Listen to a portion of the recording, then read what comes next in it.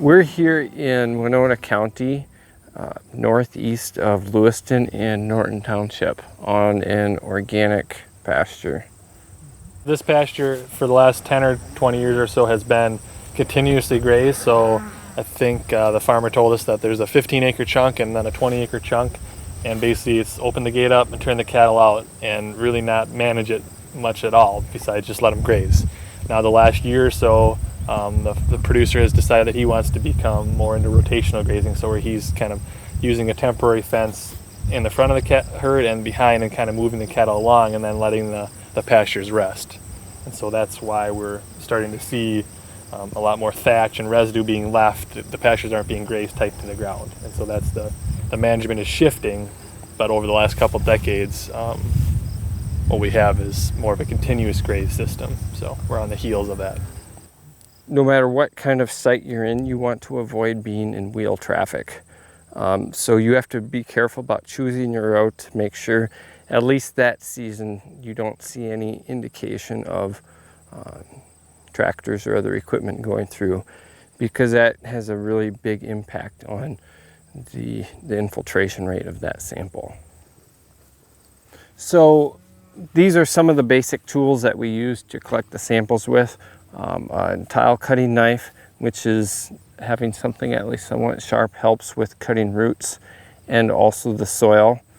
And then we also have some cooking oil, which helps lubricate the side of the pan and helps keep it from sticking. And then we have a Sawzall for cutting the soil and sample preparation at the end. This is a really useful tool to have. And also, I would say the most important tool is this. Tile spade or a Yep. sharpshooter. Yes, to be able, because you need to cut a significant way around the cutter in order to be able to collect a solid sample. So this is our cutter. I think we call it the cutter.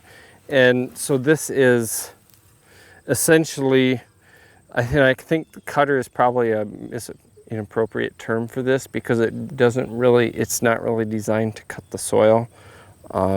So what you do, it's more as a template or guide to cut the soil both for size and thickness. Especially if you're in a place with permanent cover, you want something that has a smooth surface. So we check this very well beforehand so there's no bunch grasses or other things, because this is whatever the highest point in the soil really affects the thickness of how much soil you get from the rest of the pan. So this is pretty uniform. There is some grass. We're going to make an adjustment for this later.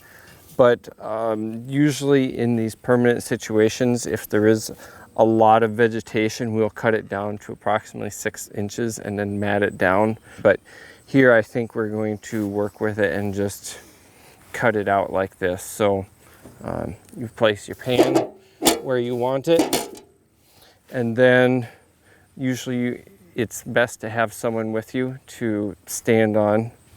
You gonna let me stand on it? Yes, please. Okay. So at this point, you need something sharp, a sharp tool to cut the vegetation. So this is where the tile knife will come in. So you want to cut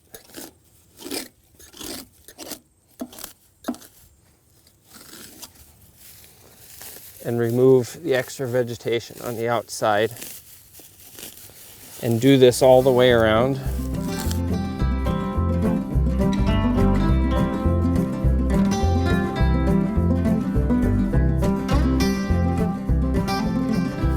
Okay, and then once you have that, you can step off and take a look to see if there's anything beforehand that you notice that may be a problem. Or sometimes we like to move some of the vegetation in so it's away, so it doesn't get stuck between the template and the soil as it's going down and cause it to bind. So we'll typically move it in a little bit, and then feel to make sure everything's uniform again, and then carefully put the template back down where it was before. Is that? That's pretty close, yeah. Okay. With the knives, and as with everything else, you try to avoid bodily injury. That's a good idea. So we'll start on this side and make sure that you go parallel with the side you're working on and vertical also. And try to go down about 3 to 4 inches below the surface of the soil.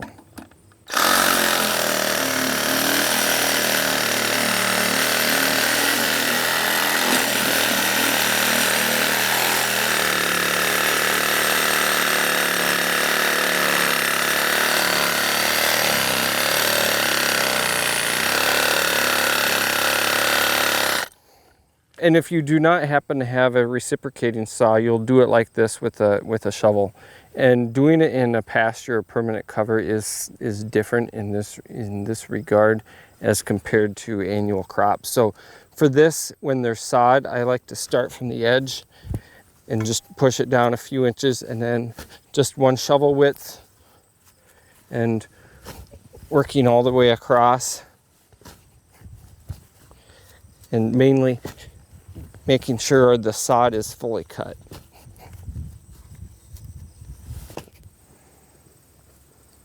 I'm doing it this way as opposed to just cutting it up in little pieces.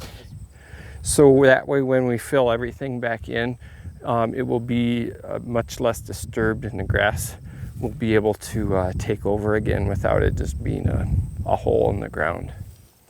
So we'd try to cause as little disturbance to the landowners as possible. Yeah.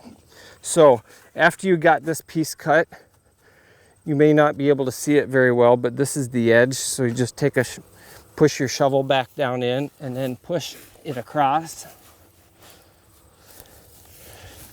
And you can lift your piece of sod out and put it to the side.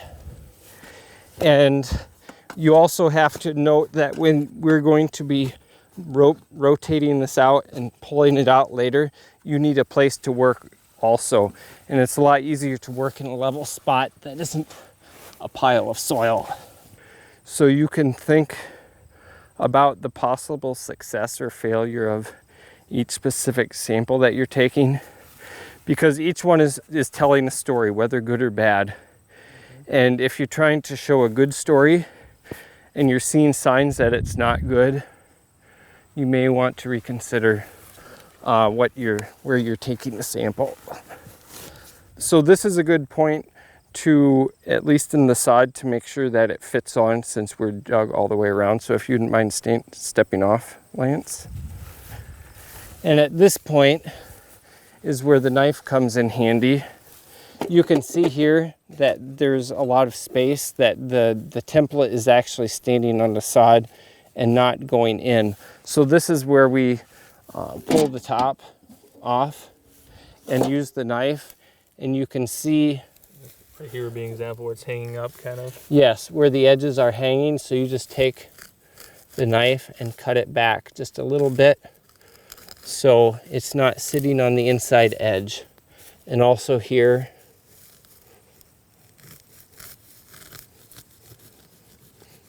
and if you cut a little bit extra, it's not a big deal, because we're going to have to seal the edges of the pan before we run it. So this is just an easier way of cleaning everything up. It helps to have at least a fairly sharp knife to be able to cut through the roots when you're in sod. Otherwise, if you have a dull knife, you may be tearing the soil apart. So we're kind of to a point now where we can kind of probably dry fit it again, would you say, Dan? Yes. And it should be able to fit. And usually when you have really well-structured soils with a lot of roots, they tend to be, you can't just jump on it to make it go down. So you have to finesse it more often. As you see, it moved down, and I would not recommend jumping on it unless the soil is dry, because you can compress the surface and block any pores. So to check to make sure that it's going to be full, you push down along the edge and in the corners. And if it's like this corner is maybe a little high, so I'll push on this a little bit more and then check. Up maybe somewhere, But if it's just one corner, maybe that may be just a low spot in the soil also. And overall, I would say this is good, and we can make any final adjustments at the end to make sure things are fitting. So at this point, we have everything mostly ready. We just need to dig underneath to get the soil out. So when you're doing this, you need to decide which direction you're going to be rotating the template out at the end. And we decided we're going to be going east with this. So we're going to put all the soil, the other excess soil, on the west side, on the long side. As Dan's been digging out the sample here, he's down in 6, 8, 10 inch range, but we have these fine root hairs that are actually following that path of least resistance to get down to maybe more moisture or to different nutrients. We're looking for worms, different beetles, anything that kind of gives us an indicator of the health of the soil, so that we can best represent it when we're putting on display. So what I'm doing now is when we rotated it out, we have to put it upside down. So we need a place to put this handle that when you flip it upside down, it will not push the sample out of the template. So it needs to be deep enough that the handle will not be touching the bottom of the pit. So usually I cut a little V-notch, just wide enough for it, and set that sample aside so you can see. Is it bigger? Is that good? Big enough? Yep, and that should be perfect. I like to go at least that deep, so we're right there. This is the next point at which you can use one of these saws if you have one available. This is to help, especially in sod, to help cut roots, because it can really, that's one of the major things to deal with in these, is to make sure the roots are cut and the soil sample is separate before you try to rotate it. So what we'll do is take the saw, and at about 1.5 inches down from the bottom of the template is where you want to have the saw blade enter. So it'll be approximately here. It'll be approximately here.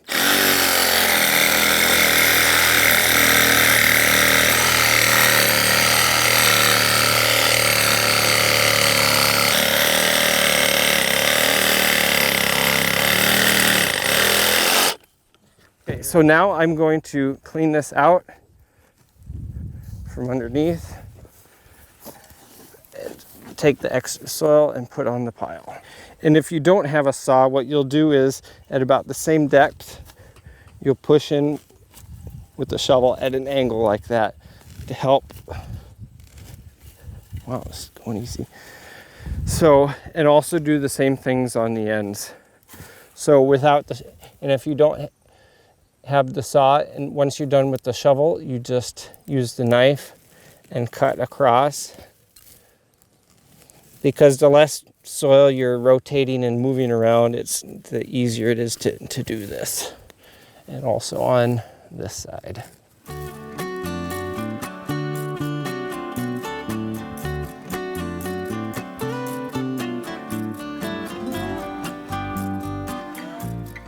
So this is where you break the roots. Now we're ready to rotate it out. So being ready as to which direction you're moving it will help make it in a smooth and easy rotation, and less likely to lose the sample at this point. Because if everything's up until this point has been okay, this is probably one of the times when I've lost the samples the most. Mm-hmm. So what you want to do is when you cut underneath is to hold it well with your hands, and also on this side. So we're going to be rotating it this way. And so the inside hand, you don't want to be putting your arm up above, because when it's halfway over, it'll be blocking the pan. So you want to have it more parallel with the pan like this. and then gripping it with the other hand. So somebody counts off to 3. That's your job, Dan. Okay, 1, 2, 3. And then you just set it up there. And it should, if you've cut the notch deep enough, it should be stable on its own. I can put my fingers underneath, and if I take the soil out, I've got about 2 inches underneath the top of the handle. So there's no way that this is pushing the sample up. If you remember the spots that were low, such as this corner, you can lightly push it down. And if the sample is very wet, avoid doing this too much. But this is your last chance to make sure the sample is full and will fill the pan evenly. This is the next time where the saw will come in handy for trimming this. So typically what I do is, if I'm using the saw, I'll keep it between 1/4 and 1/2 inch above the edge of the pan and just try to cut everything off at once. That's where having a 12-inch blade is quite useful.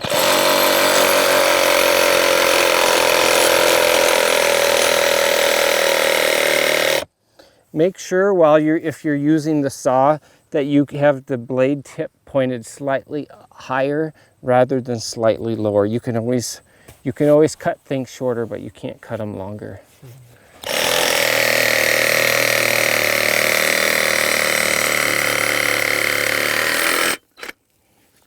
And the reason that I'm cutting it slightly higher is, as you can see on this, when you use the saw, it tends to smear, just like what tillage will do. And what we're trying to show is what would be natively without any disruption like this.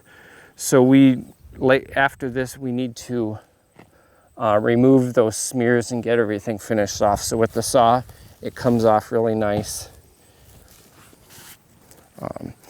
So here would be that plane you're talking about that we just sliced through that you yes. want to So there's one wormhole here, but typically especially if it's wetter, it tends to smear it all, which even if you have a good sample, it would really impact the kind of infiltration. And then what I do is I just take this knife, the sharp knife, and cut along the edges.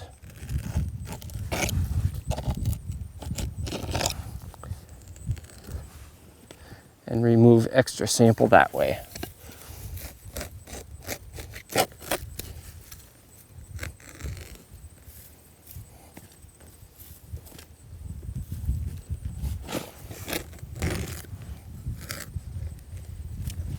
Because the whole purpose of doing this rainfall simulator is to show the natural capacity of the soil to infiltrate water. And it's a combination of cover and soil porosity. So if you are destroying the soil porosity in one way or another, or if it is altered from how you would have found it in the field, you're actually altering the outcome of the simulator, and you try to keep it as least disturbed as possible. If you are doing this in the springtime, in a conventional site where it has recently been tilled, it can be nearly impossible to collect a sample this way. So at that point, what I do is I take some of the soil from the surface and into a bucket, and then I take it back to the office and dry, and then sieve it so it would look like what would be considered a fine seed bed. But typically in the conventional fields, the aggregate stability is poor enough that when water hits it, it will start breaking up the aggregates, and it will still work. And I'm picking at this right now to open up any pores that I may have closed through cutting it through different pieces of equipment. So I'm just trying to break things open and open the pores to allow them to move water. So at this point, we got a lot of loose soil at the surface, which we want to still get rid of, because if this is infiltrating water, a lot of soil will be going through the bottom of the pan and going through the the infiltration pan, which may show some strange things. So we want to remove as much loose soil as possible at this time so it doesn't go through there. So if you have an air compressor, that would be ideal, but I usually just blow it off. You are the air compressor, Dan.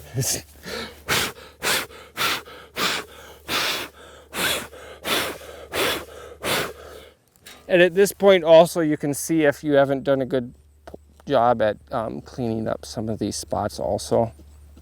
You can see that they may be smeared or they're high spots or something like that.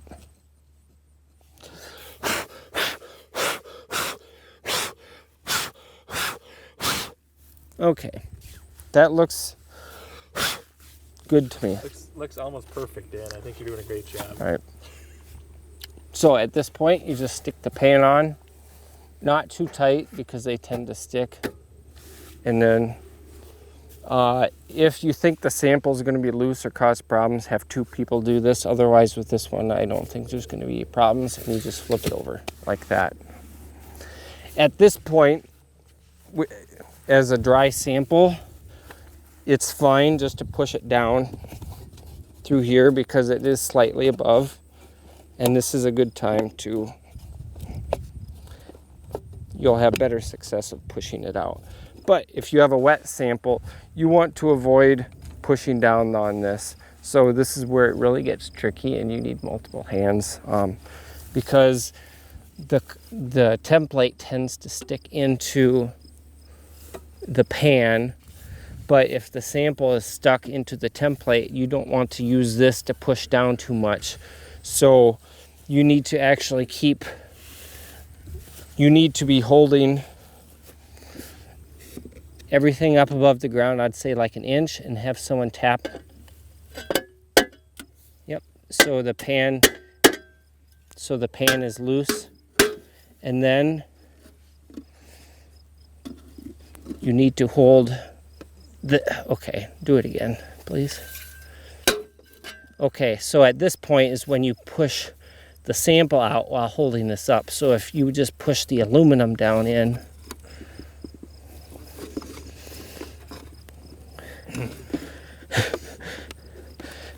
so if you have a vice grip or something to hold the cutter, that is a good time to use that.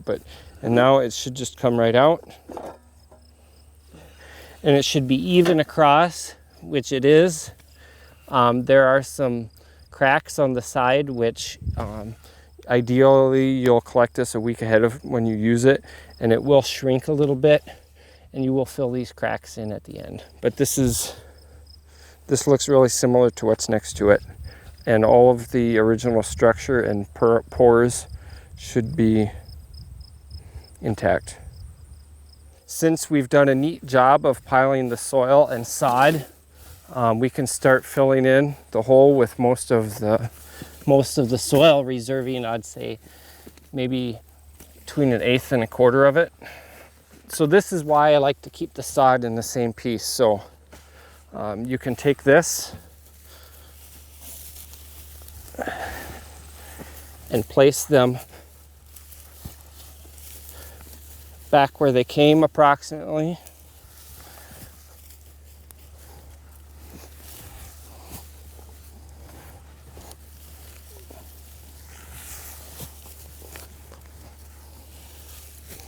And with a little luck and rainfall, this should recover without too much problems for weeds or other things. And it wouldn't be surprising in 6 months you wouldn't know that we were here, except it'd just be a slightly lower spot.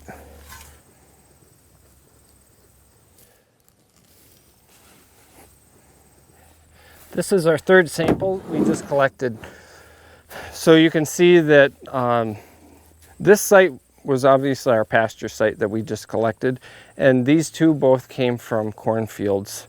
This one is corn on corn, conventional tillage, and you can see that there's buried residue coming out. This one is a corn soybean rotation with cover crops included, and this is some of the residue left from the previous corn crop and a little bit of the soybean residue, and there's still some cereal rye residue left at the surface. We like this location. We're pretty high on the landscape, and so we're trying to stay relatively high on the up on the top of all the soils that we've been looking at. And this is a good representation. We're away from where we parked our vehicles, where all the heavy truck traffic might be for harvesting and hauling of manure. We think this is a location where we're not having excess wheel traffic, and so we're looking at a place, a rotation where the farmer had corn silage last year, chopped it off, and then came through with a vertical tillage, so real light tillage and really shallow, and then immediately drilled about 100 pounds of triticale, so another cereal grain, and let that come this spring, and then chopped that all off for haylage, and then came back and drilled in soybeans, no-till drilled soybeans in, and so it's a neat site because it shows a larger dairy farmer that is having corn silage every other year or so, but he's also incorporating cover crops in between. And so we wanted to show that and see if there's differences in the runoff that we might expect. This farmer's using triticale, and so we want to show that cover crop in our simulation demonstration when we do that in a few days. So we've got the row of soybeans here, so we've cut those off flush, or nearly flush, and then what we're going to try to capture is showing some of that crop residue within our sample. So that's why we're trying to position it. And then we'll also, because it was corn silage last year, we'll probably try to have a corn stalk or two in the sample. Here in Winona County, we're in Warren Township. We have a lot of dairy influence, and so the cover crop often is going to be used for forage compared to if you're more in a cash grain situation. That cover crop will not be used for forage. It will be used as kind of more of a plow down or just something that they spray down and plant into. So they're not utilizing it in the same way. So we wanted to try to capture that because some of the people that will be in the audience when we do our simulation in a few days will be dairy farmers. And so this will be something they might be considering doing on their own farm. So we just spray a little bit of olive oil is what we're after.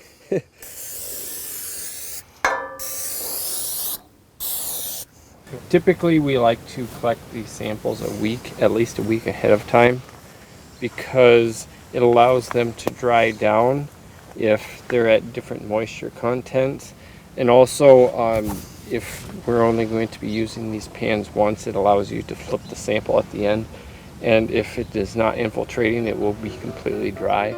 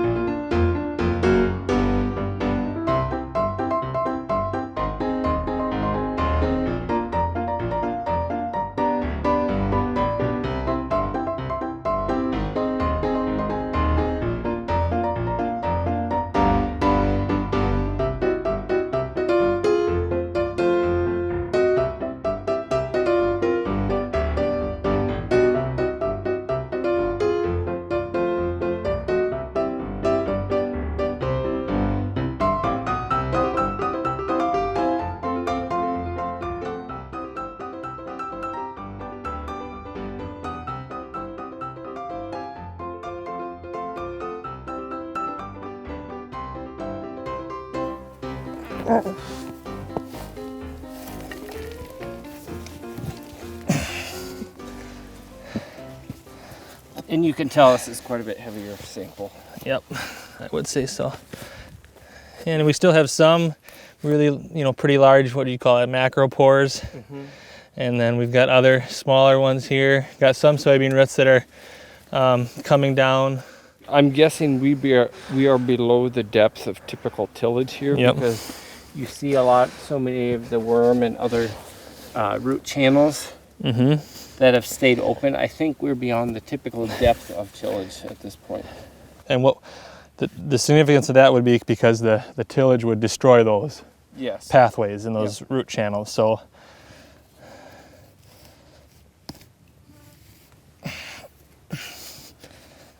it's actually not too bad to cut through it. I was expecting it to be. Yep, pretty good moisture.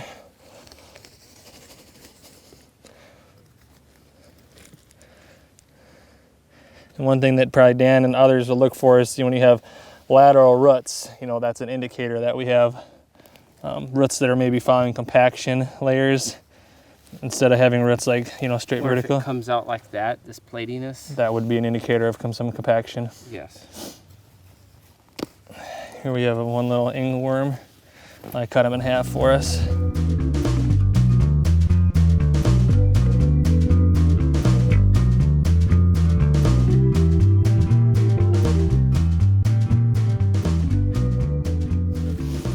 It seems to be coming out really well, and it seems solid all the way around. And as far as with silage, I mean, they tend to get a lot of axle loads, and tend to be a lot of tillage and disturbance because you get a lot more trips and heavier equipment. And we are seeing a fair amount of platiness as we're coming through. So, however, and this is seems to be what you find in these situations. So, I think it'll be representative.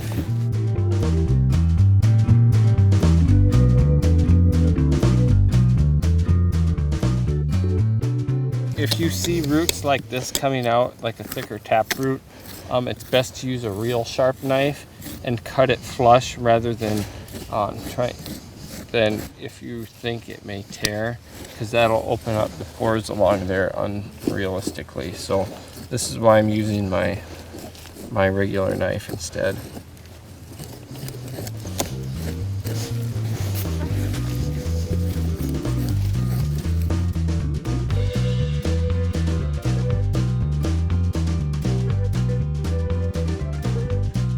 So again, we're trying to get it this level. So if you don't take enough, then the sample sits too high in the tray, and then it's really not an infiltration thing. It's just a runoff example where more of the water is just shedding. So we want it to be a little bit sunken in.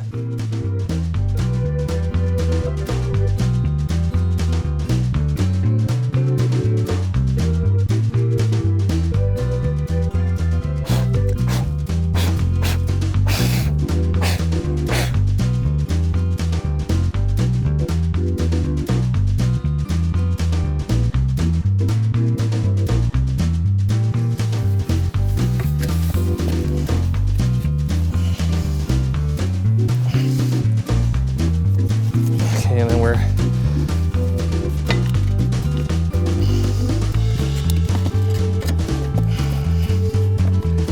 ready to pull it out, or you want to? It's too shallow.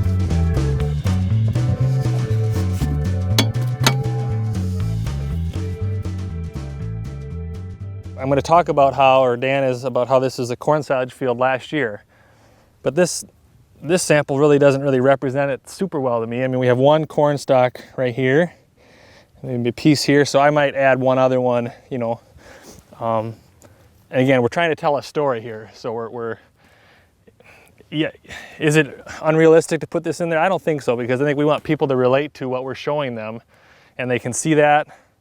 We might have a sign down there that says corn for silage, followed by cover crop, followed by no-till soybeans. And so we try to have our sample represent what we're after, and that's what's out here on the land. And so, grabbing some residue and sprinkling some on top, I think that's sometimes a good idea. As long as it matches fairly well with the rest of the area that we pulled it from. Right. Now we're gonna just fill the hole in. Here, Dan. Wait.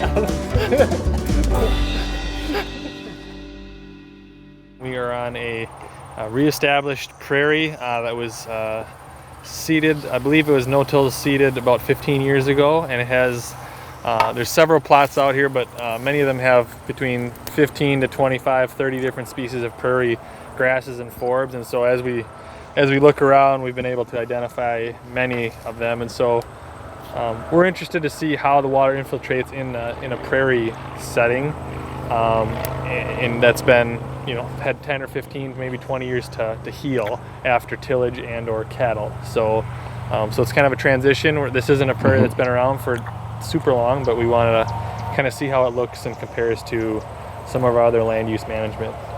So that's why we picked it, and it's kind of neat, a lot of variety. So Yes, and we do like to be able to show, if we do have a chance, to be able to show one native or similar to native site.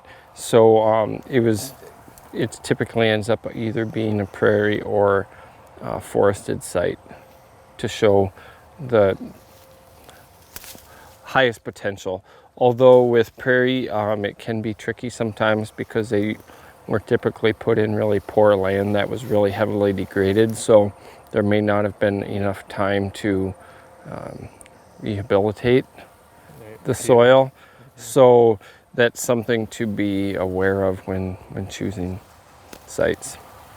we want to keep a uniform sample that's kind of the same level, so we picked an area that's not in a bunch of switchgrass or big blue, but it's kind of between the big bunches of grasses, so that's kind of why we chose this spot. This land has been in CRP or some sort of program for 25 years, but it's been established in Prairie for 15.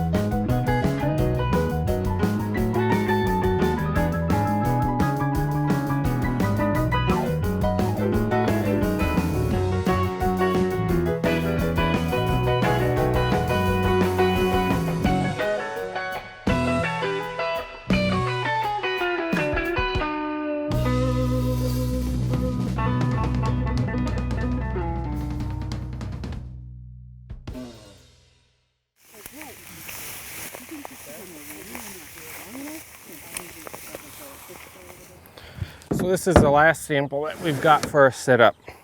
So I think we've done a pretty good job at this site of collecting the different management and land uses in the area, including one that we will act as a standard, which is this native prairie. So to cap it off, we finished off with this native prairie planting. We have some corn silage followed by triticale and soybeans, and then we have no-till corn soybean rotation with cover crops. We have a conventional corn on corn, and we have a recovering permanent pasture. This does really give a good concept of things going on around the area, and it's nice to have a good standard and a bad standard, and then different levels of practices that use the principles of soil health in order to show what kind of differences these make. This has been a joint project between the USD NRCS and Winona Soil and Water Conservation District, and so we are putting on a rainfall simulator here in a few days. And so we've been out today. Dan, Nath, and Lance Klessig have been able to get together and get a bunch of soil samples put together for the simulation here for our 80th anniversary. And so we're excited to work together and also put this video on for all you. And this is the best way to do these kind of projects, is partnering between NRCS or whoever is doing it, because if it's best that it's not a one-man show.